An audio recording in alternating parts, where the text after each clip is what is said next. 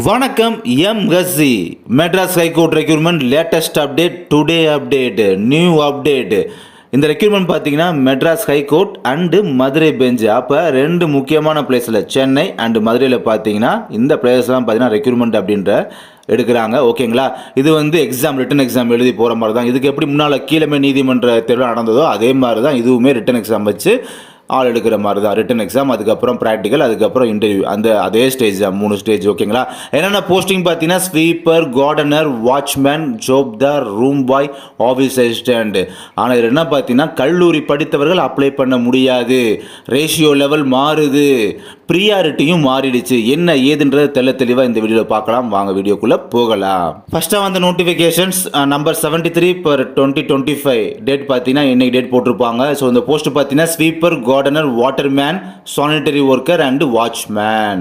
இது மெட்ராஸ் ஹைகோர்ட் சர்வீஸில் உள்ள போஸ்டிங்ஸ். ஓகேங்களா, இந்த நோட்டிஃபிகேஷனுக்கான மேக்ஸிமம் எஜுகேஷன் குவாலிஃபிகேஷன் பார்த்தீங்கன்னா 12th அல்லது அதுக்கு ஈக்குவலான எஜுகேஷன் குவாலிஃபிகேஷன் இருக்கணும் அப்படின்னு சொல்லியிருக்காங்க. இதுதான் மேக்ஸிமம் எஜுகேஷன் குவாலிஃபிகேஷனை இவ்வளோ தான் படிக்கணும். அப்போ நீங்கள் 12th மேலே படிச்சிருந்தீங்க அப்படின்னா கண்டிப்பாக இந்த இதுக்கு அப்ளை பண்ண முடியாது.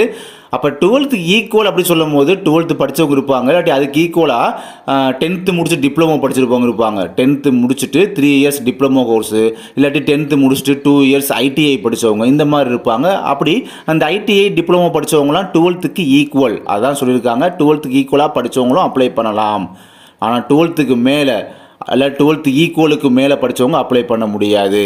பட் இதோட மினிமம் எஜுகேஷன் குவாலிஃபிகேஷன் பார்த்தீங்கன்னா 8th ஸ்டாண்டர்ட் படித்தவங்க இல்லாட்டி 8th ஸ்டாண்டர்டுக்கு நிகராக படித்தவங்க அப்ளை பண்ணலாம். இது முக்கியமான விஷயம் இதில். அதனால் அப்ளிகேண்ட் வந்து அப்ளை பண்ணும் போது நான் 12th ஈக்குவல் கோர்ஸோ இல்லை 12th மேலே கண்டிப்பாக 12th படிச்சுட்டு அதுக்கு மேலே ஒரு ஹையர் ஸ்டடீஸ் வந்து நான் படிக்க வேணும்னு சொல்லி ஒரு உறுதிமொழி வெப்சைட்லேயே அப்ளை பண்ணும் போதே உறுதிமொழி கேட்குறாங்க. இந்த உறுதிமொழிக்கு வந்து டிக் அடிச்சுட்டு அப்படி தான் அப்ளை பண்ணுற மாதிரி இருக்குது.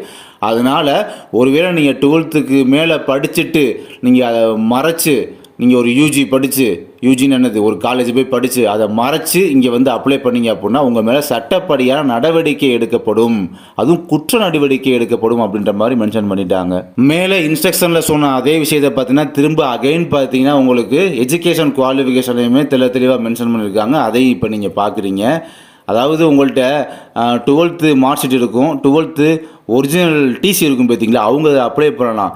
பட் மற்ற யூஜி படித்தவங்க இல்லை பிஜி படித்தவங்களாம் பார்த்தீங்கன்னா அவங்கள்ட்ட பார்த்தீங்கன்னா லாஸ்ட்டாக என்ன முடித்தாங்களோ அதுக்கான டிசி மட்டும்தான் இருக்கும். ஸோ அந்த இடத்துல மாட்டிக்கிடுவாங்க. பிகாஸ் அவங்க நீங்கள் லாஸ்ட்டாக 12th முடிச்சிங்களா இல்லை 10th முடிச்சிங்களா, அப்போ லாஸ்ட்டு உங்களோட டிசி தாங்க, ஒரிஜினல் டிசி கேட்பாங்க. பட் இங்கே யூஜி படிச்சுட்டு நீங்கள் அப்ளை பண்ணியிருந்தீங்க அப்படின்னா உங்களால் சர்டிஃபிகேட் வெரிஃபிகேஷன் இதெல்லாம் பார்த்தீங்கன்னா உங்களால் அந்த நீங்கள் 12th முடித்த டிசி எல்லாம் போய் ஒரிஜினல் டிசியை கொடுக்க முடியாது. ஏன்னா உங்கள்கிட்ட டிசி ஜெராக்ஸ் தான் இருக்கும். ஓகேங்களா, அப்போ நீங்கள் லாஸ்ட்டாக ஃபைனலாக யூஜியோ பிஜியோ படிச்சிங்கன்னா அதோட ஒரிஜினல் டிசி தான் இருக்கும். அப்போ கண்டிப்பாக மாட்டிக்கிடுவீங்க. அந்த ஒரு விஷயமும் இருக்குது இந்த இடத்துல.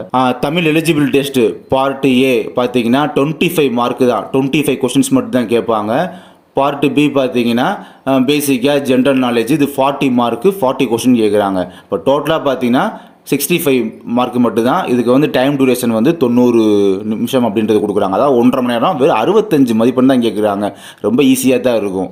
விகிதாச்சாரம் பார்த்தீங்கன்னா மாற்றமாகுது, அதாவது ரேஷியோ வந்து சேஞ்ச் ஆகுது. என்ன பார்த்தீங்கன்னா செயல்திறன் தேர்வுனா ப்ராக்டிக்கல் எக்ஸாமுக்கு ரிட்டன் எக்ஸாம் முடிச்சு ப்ராக்டிக்கல் எக்ஸாம் செலக்ட் பண்ணுறாங்க பார்த்தீங்களா, அப்படி செலக்ட் பண்ணுற இடத்துல அந்த வேக்கன்சியோட கவுண்ட் வந்து 5 அல்லது அதுக்கு 5க்கு மேலே இருக்குது அப்படின்னா பார்த்தீங்கன்னா உங்களுக்கு வந்து ரிட்டன் எக்ஸாம் முடிச்சு அது போகும்போது ப்ராக்டிக்கல் ரேஷியோ செலக்ட் பண்ணும்போது 1:4 ரேஷியோ படி தான் அவங்கள வந்து செலக்ட் பண்ணுவோம் அப்படின்றது தெளிவாக சொல்லிட்டாங்க.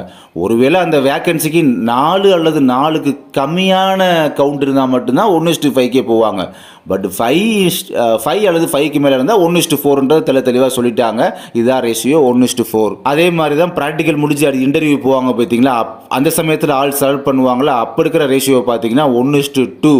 என்ன ரீசன்னா அந்த வேக்கன்சிக்கு 5 அல்லது 5க்கு மேலே இருந்துச்சு அப்படின்னா அவங்களுக்கு வந்து 1:2 ரேஷியோ படியே கூப்பிட்டுக்குருவாங்க. ஒருவேளை 4 அல்லது 4 கீழே அந்த வேக்கன்சியோட கவுண்ட் இருந்துச்சுன்னா மட்டும்தான் 1:3 ரேஷியோ படி எடுப்பாங்க.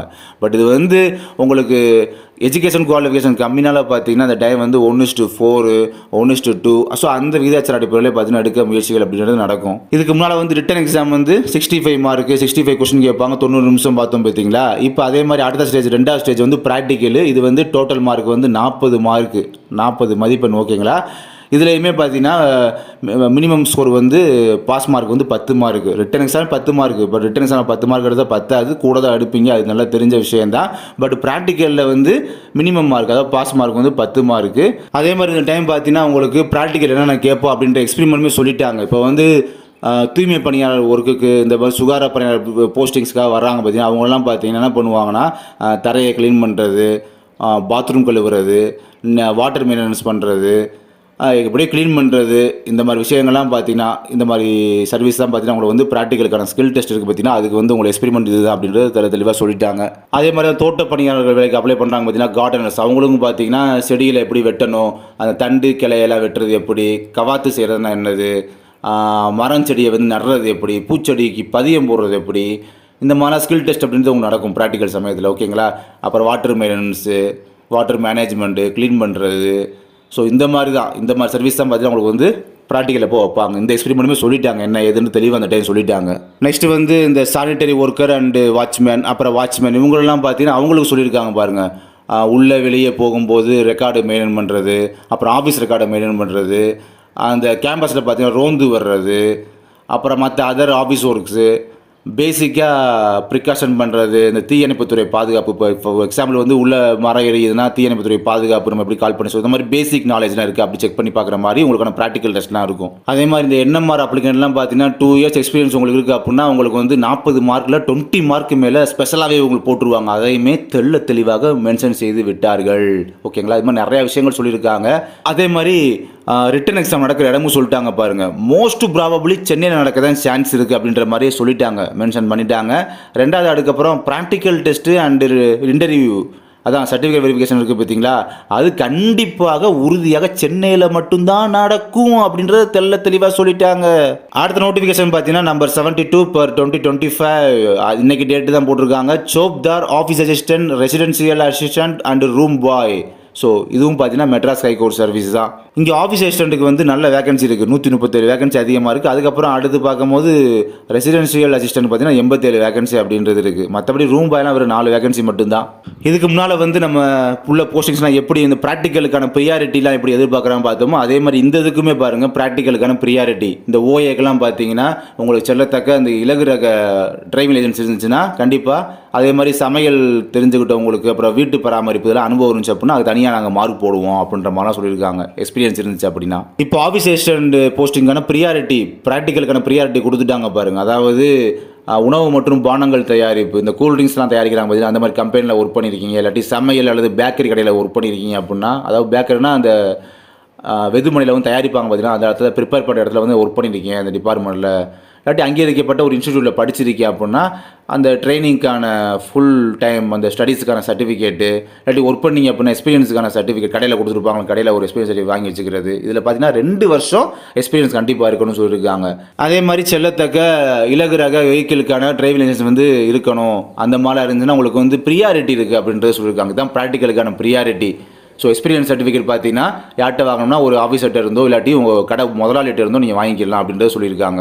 இந்த நோட்டிஃபிகேஷனுக்கும் written exam, practical exam, interview எல்லா விஷயங்களுமே இதுக்கு முன்னால் சொன்னேன் பார்த்தீங்களா நோட்டிஃபிகேஷன், அதுக்கும் இதே மாதிரி இதுக்கும் சேம் தான், அப்படியே தான். 12th தான் அதிக எஜுகேஷன் குவாலிஃபிகேஷன். ஸோ இதுக்கு முன்னால் சொன்னால் அப்படியே காப்பி கேட்டு தான் இங்கேயுமே. பட் இங்கே ப்ராக்டிக்கலுக்கான விஷயங்கள் மட்டும் மாறுபடுது, அவ்வளோதான். அதாவது ப்ராக்டிக்கலுக்கு இதில் பாருங்கள் 40 மார்க் ஸ்ப்ளிட் அப் பண்ணி தராங்க. ஆஃபீஸ் அசிஸ்டண்ட்டுக்குன்னா 40 மார்க்கில், சமைக்கிறதுக்கு 20 மார்க்கு, வீட்டை மெயின்டெனன்ஸ் பண்ணுறதுக்கு 20 மார்க்கு. அப்புறமேட்டுக்கு இந்த ரெசிடென்சியல் ஹெல்ப்பர் இருக்காங்க பார்த்தீங்கன்னா அவங்க 40 மார்க்கில் பார்த்தீங்கன்னா குக்கிங் பண்ணுறதுக்கு 20 மார்க்கு, அப்புறம் தூய்மை மற்றும் சுகாதார பணிக்கு இந்த க்ளீனிங் ஒர்க் இருக்குது பார்த்தீங்கன்னா அதுக்கு ஒரு 10 மார்க்கு. ஸோ இந்த மாதிரி ஸ்ப்ளிட்டப் பண்ணி கொடுக்குறாங்க. இன்னும் 10 மார்க்கு பார்த்தீங்கன்னா இந்த தோட்டத்தை மெயின்டெனன்ஸ் பண்ணுறது. ஸோ இப்படி வந்து ஸ்ப்ளிட்டப் பண்ணி கொடுக்குறாங்க. அதே மாதிரி ஆஃபீஸ் அசிஸ்டன்ட் அண்ட் ரெசிடென்ஷியல் அசிஸ்டண்ட்டுக்கான சர்டிஃபிகேட் இருக்கும் பார்த்தீங்கன்னா அவங்களுக்கான எக்ஸ்பீரியன்ஸ் சர்டிஃபிகேட் வந்து அது தனியாக மார்க்கையும் சொல்லிட்டாங்க ஓப்பனாகவே.